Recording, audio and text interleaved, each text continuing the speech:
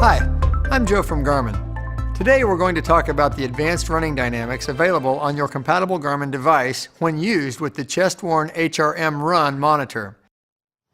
To view the running dynamics measurements, put on the HRM-Run and make sure it's paired to your watch. During your running activity, scroll down until you see either of the running dynamics screens. The color gauge applies to the top metric. The position of the pointer on the gauge indicates how your value compares to other runners. Stride length is shown in the post-run summary on some models or as a data field so you can see your stride length in real time as you run.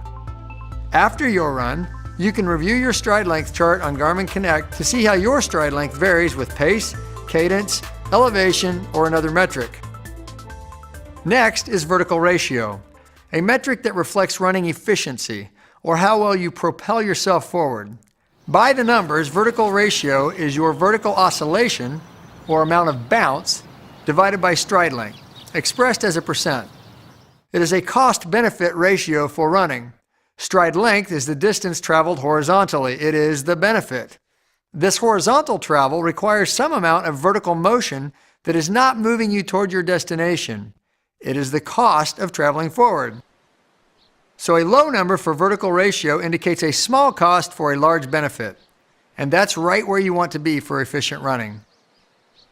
Finally, there is ground contact time balance, a measure of your symmetry when you run.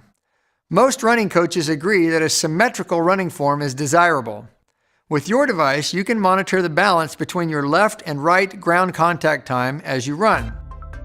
This metric is computed by dividing the ground contact time of the current step, left or right, by the total ground contact time of the last two steps, left and right. The data can be shown a couple of different ways based on the size of your data fields displayed on your watch. In this example, the runner is spending more time on the ground when on the left foot. Through development and testing, Garmin found correlations between injuries and greater imbalances in ground contact time for certain runners. As with previous running dynamics metrics, Garmin has collected data from a range of runners of varying abilities and experience to determine typical ranges for these new metrics. The color gauges on screen and the charts in Garmin Connect give you an indication of how your values compare to other runners.